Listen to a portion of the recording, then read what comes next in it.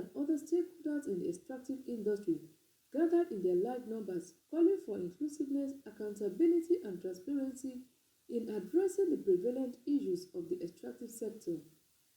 Abiodun Bayewu, the Executive Director of Global Rights, with other stakeholders, made a call at the 2024 Multi-Stakeholders Roundtable on enhancing inclusiveness and addressing inequalities in the sector in Nigeria.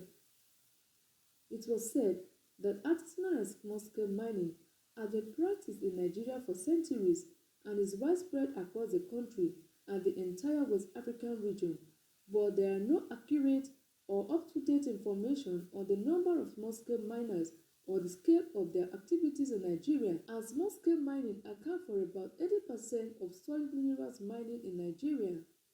Nigeria as a country needs to be more deliberate through its policies, legal and institutional framework to formalize the sector and ensure maximization of its potential, as research suggested that over 90% of artisanal and small-scale mining in Nigeria are unregistered.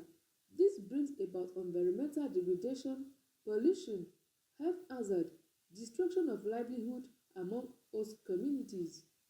The theme of the first day of the roundtable focused on enhancing inclusiveness in promoting transparency and fiscal justice in Nigeria's soil minerals. The dialogue will be focusing on enhancing inclusiveness and addressing inequalities in Nigeria's mining sector.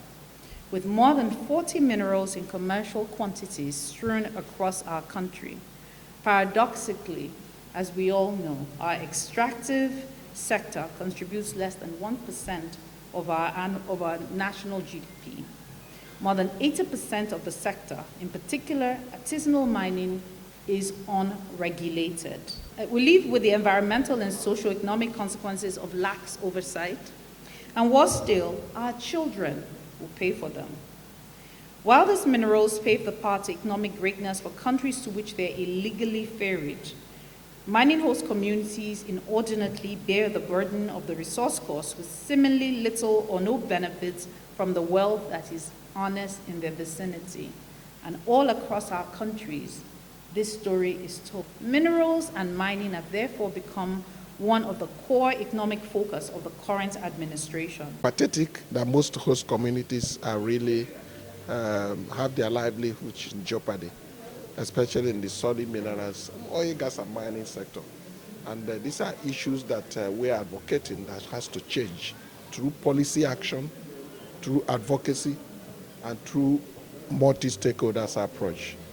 The roundtable today is to bring stakeholders together to look at what we mean by fiscal justice, financial inclusion, a financial benefit that arrives from the revenues from the solid mineral sector that we go around to all beneficiaries within the system. This includes host communities, this includes producing states, this includes governments, this includes civil society, women and children, and all those whose livelihoods depend on that. That's been the position of NEITI as we approach these reforms. And then on social inclusion, including making sure that... Basically, why we're starting 5% is because our sector is not yet formalized. Unlike in the petroleum sector where you can actually adjudge what profits are, and it's 3% of operational capital from the previous year, we do not have it. So as much as possible, we have to put a figure so that based on the informal nature of what has been extracted, it's easier to determine what 5% is. But it's a public hearing. Nigerians with materials should get the full benefit for these materials because they are the ones that are going to pay the price at the end of the day. They are going to be left with environmental challenges. We shouldn't forget in a hurry what happened in Zamfara when with the poisoning. We shouldn't forget what has just happened in Niger State.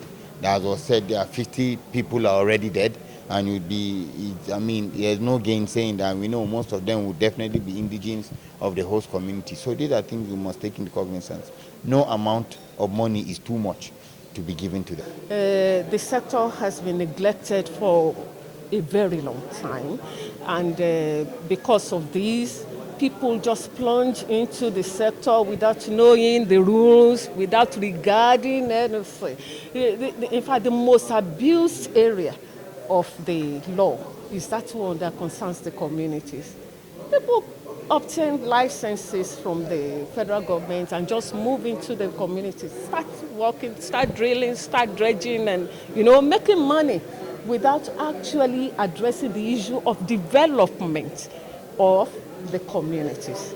And this has been a burning issue since a very long time, and I think at the end of this summit we will garner some more power to be able to move into these communities, primarily to educate them so that they will know their rights and at the same time their own commitments, their obligations.